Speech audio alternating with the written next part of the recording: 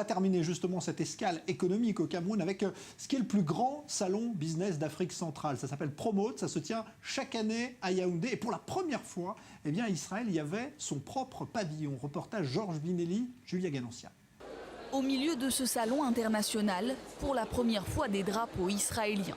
Depuis 7 ans, cette rencontre économique regroupe des exposants évoluant dans divers secteurs d'activité, provenant du Cameroun bien sûr, mais aussi d'Afrique, d'Amérique, d'Asie et d'Europe. Et cette année, un pavillon regroupant des entreprises israéliennes est aussi présent.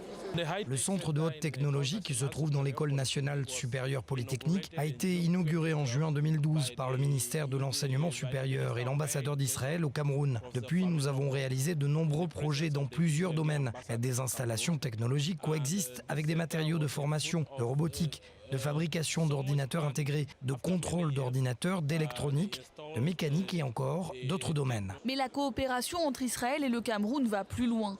Parmi les 1200 entreprises présentes au salon Promoto, plusieurs étaient israéliennes. Elles sont spécialisées dans l'impression 3D, la gestion des déchets, l'irrigation ou encore l'énergie solaire. Avec ces problématiques et leurs technologies de pointe, elles intéressent au plus haut point l'Afrique et notamment le Cameroun. Alors Isragros, c'est une structure qui a été créée il y a quelques années et suite à une demande qui a été exprimée sur le terrain des pays africains, d'avoir de vouloir tisser les relations avec Israël, d'avoir accès aux technologies et savoirs israéliens dans le domaine agricole. Au fil du temps, Israël a diversifié ses secteurs d'intervention au Cameroun, d'abord sur le plan de la coopération dans le domaine de la santé et sur le plan de l'éducation.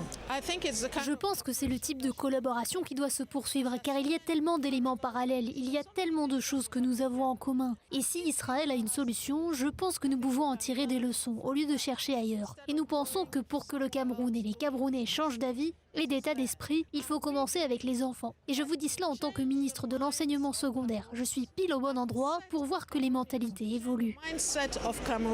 En 2017, les exportations israéliennes vers l'Afrique étaient estimées à 700 millions de dollars contre 645 en 2016.